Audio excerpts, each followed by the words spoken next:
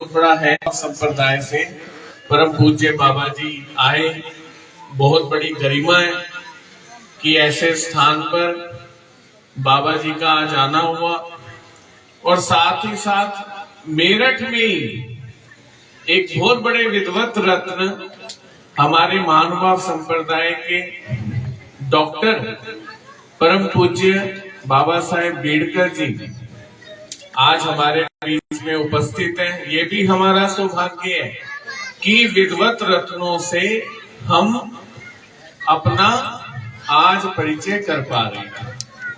वैसे ही महाराष्ट्र से ही बाबा जी के साथ महंत जी भी उपस्थित हुए हैं। यमुनानगर से महंत राहुल मुनि जी भी हैं। खतौली से अभी अभी महात्मा जी महंत जी आए हैं, माधव व्यास जी शिवलीकर।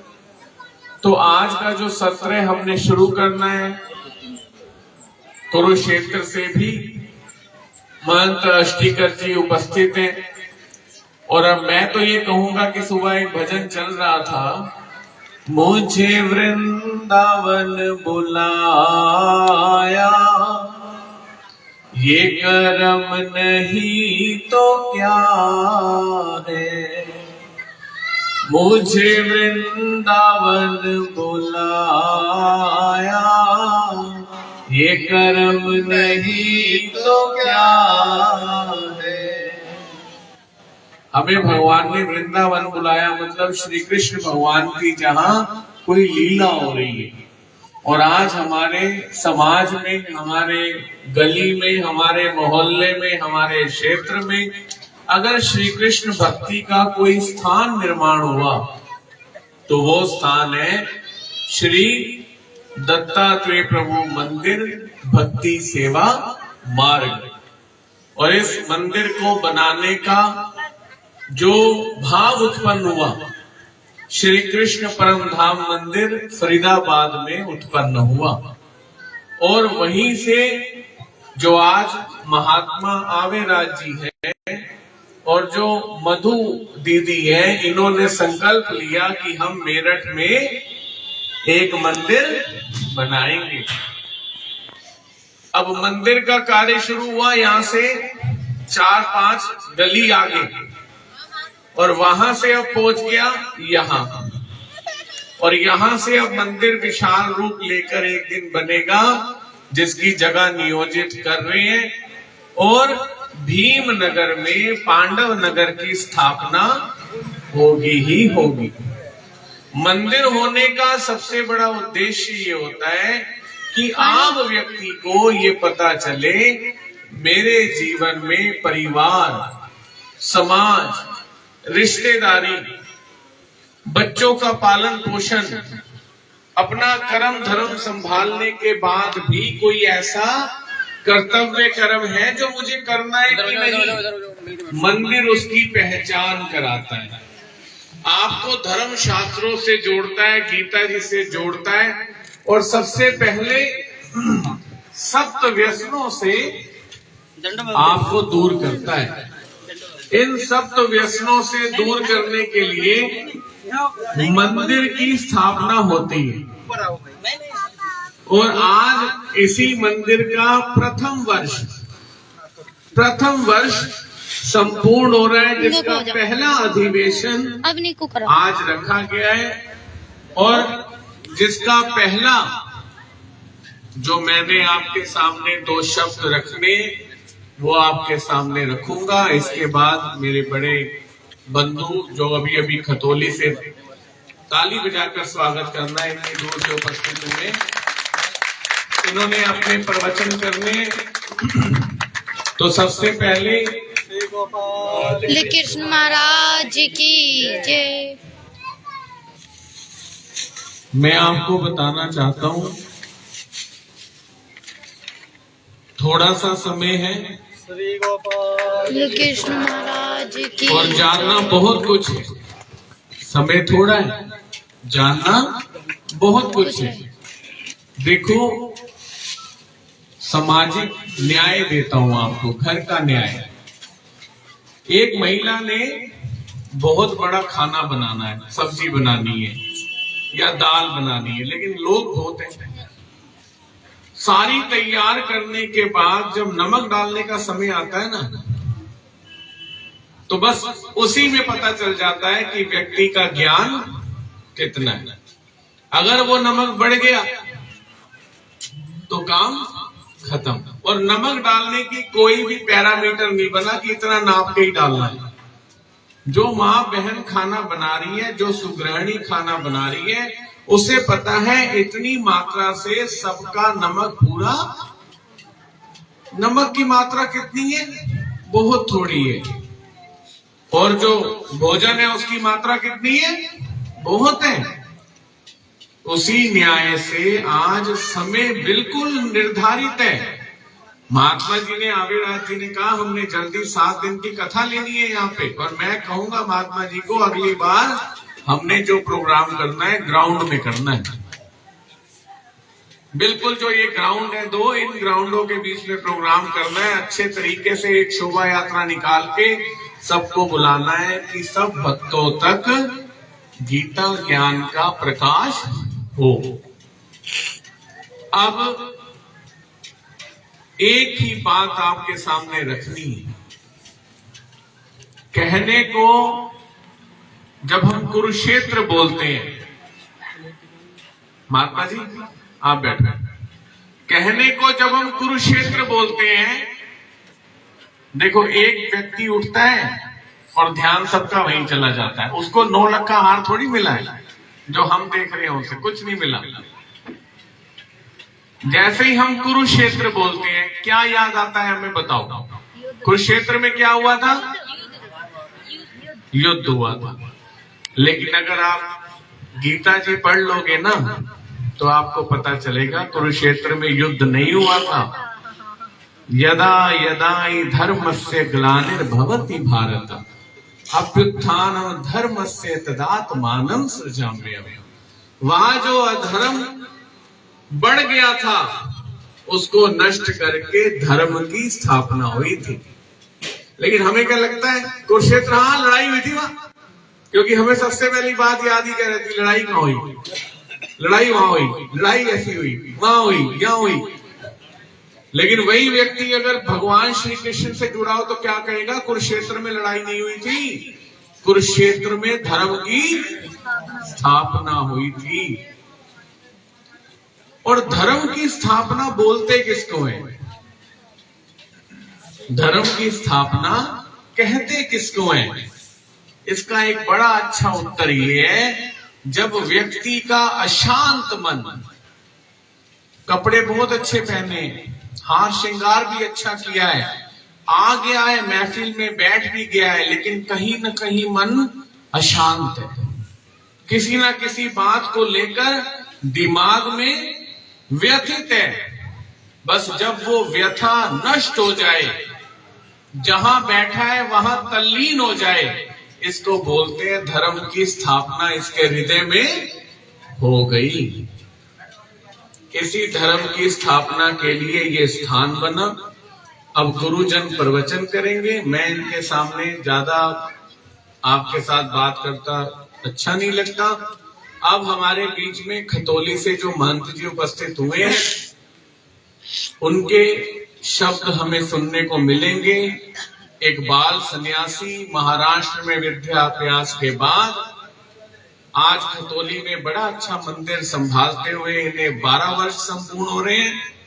अपने अनुभव के बोल आपके सामने रखेंगे। आपने बस एक ही कोशिश करनी है कि आज अपने अंतर मन को यहां से वृंदावन बना के लेकर जाना है। घर वाले कहीं बदल गई, बड़ी सुखी लग रही है, आज क्रोध में गई थी, आई तो बड़ी सुख है, आनंद है। ऐसा ज्ञान प्रकाश अपने हृदय में लेके जाना है। बस इसी भाव के साथ अगले शब्द हम सुनने के लिए तैयार हैं। श्री गोपाल कृष्ण महाराज की जय।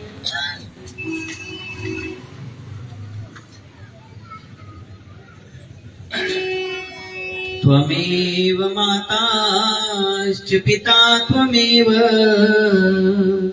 त्वमेव बन्धुश्च सखा त्वमेव, त्वमेव विद्या द्रविणं त्वमेव त्वमेव सर्वं मम देव देवा त्वमेव सर्वं मम देव देवा। श्री गोपाल कृष्ण महाराज की जय। आज हम सभी के बीच में महाराष्ट्र से पधारे आदरणीय पूजनीय श्री बड़े बाबा जी नागपुर, उन्हीं के साथ आसन पर विराजमान है हमारे मेरठ के बड़े बाबा जी, कठुआ से पधारे बाबा जी, कुरुक्षेत्र से पधारे अष्टीकर बाबा जी, यमुनानगर से पधारे बाबा जी एवं सभी साधु संतों को नमन करते हुए मैं सर्वप्रथम महात्मा जी को, जो उन्होंने श्री दत्त आश्रम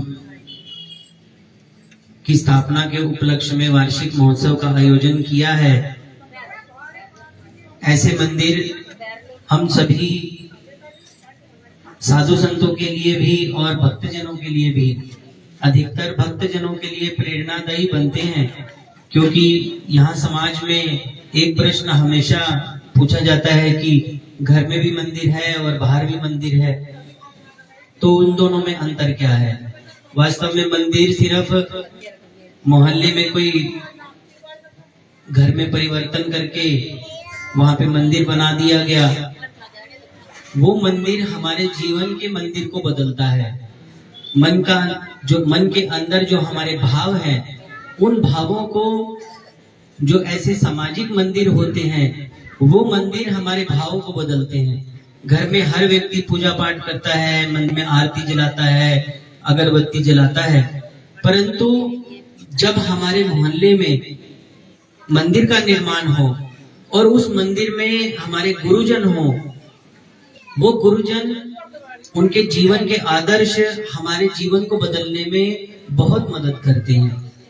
ऐसे ही एक छोटा सा लड़का था, 10-12 साल का होगा, 15 साल का होगा, तो उसके गुरुजी जब भी प्रवचन करना शुरू करते थे, वो कहता था, गुरुजी मैं जरा घर को जा रहा था। तो गुरुजी बोलते थे, यार हो गया?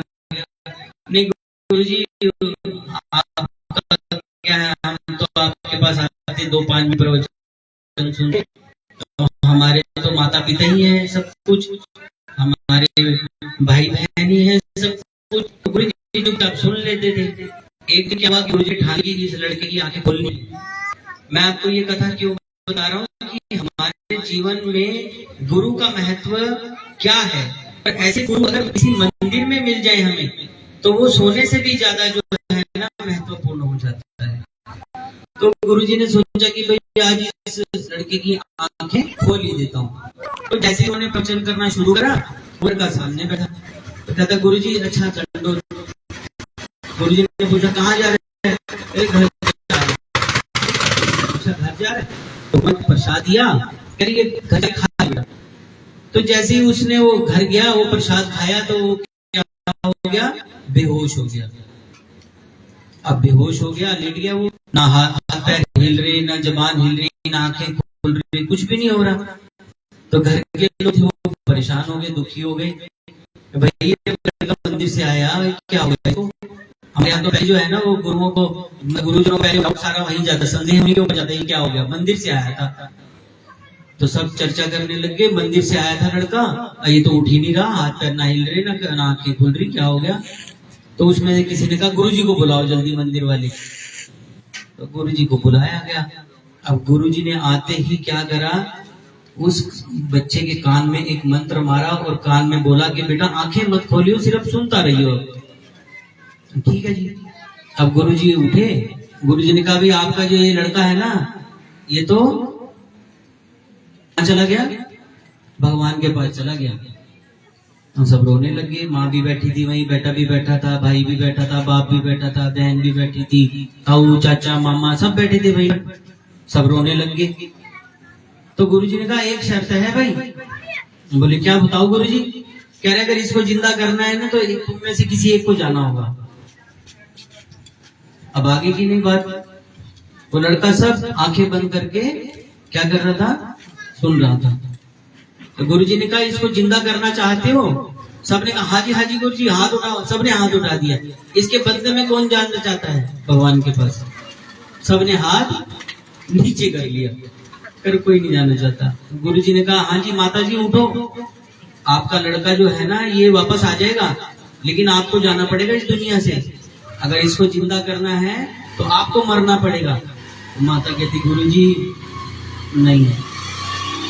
क्यों भाई? इसके पापा जी बैठे, इसके पिताजी बैठे, बाबा जी बैठे, उसकी सेवा कौन करेगा? तो अब ये तो चला ही गया, जाने दो। लड़का सुन रहा था। अगले दिन अगली बार बारी आई पिताजी की, पापा जी की। तो बोले बाबा जी जी गुरु जी ये जिंदा करना है? हाँ जी। आपको जाना पड़ेगा? नहीं गुरु जी मैं नहीं जा सकता, अभी तो घर की जिम्मेदारियां हैं, धर्मपत्नी है, बच्चे हैं, उनकी शादी करनी। सुन रहा था लड़का। ऐसे पूरे परिवार को गुरुजी ने खड़ा कर दिया, लेकिन एक भी व्यक्ति खड़ा नहीं हुआ इस बात को लेके कि गुरुजी इसको जिंदा कर दो, हम चले जाएंगे, मतलब हम मर जाएंगे। इतने में क्या हुआ, एक पड़ोसी खड़ा था वहां पे भागता भागता, गुरुजी एक काम करो, तुम तो खाली हो, तुम्हारे घर में तो कोई ना भी, तुम ही चले जाओ। वो लड़का आंखें मलता मलता उठा और उसने अपने गुरुजी के पैर पकड़ लिए। कह रहे गुरुजी मेरी आंखें खोल दी आपने कि इस संसार में गुरु के अलावा जो है ना कोई भी नहीं, भगवान भी बाबा, गुरु ही हमारे सच्चे साथी हैं जो हमारे को परमात्मा तक लेकर के जाते हैं। तो ऐसे गुरु आज आप सभी को इस मंदिर के निमित्त से मिले हैं, हम सबकी शुभकामनाएं हैं। हम आपको भी शुभकामनाएं देते हैं, महात्मा जी को भी देते हैं कि महात्मा जी ने जो त्याग किया, जो घर गृहस्थी का त्याग करके वो जो महात्मा बन गए, साधु बन गए, गुरु बन गए, तो आप उनके गुरुजनों, आप उन गुरु जी के जीवन से जरूर आदर्श लोगे और अपने जीवन का कल्याण करोगे। यही कहते हुए जय श्री कृष्ण, दंडवत प्रणाम।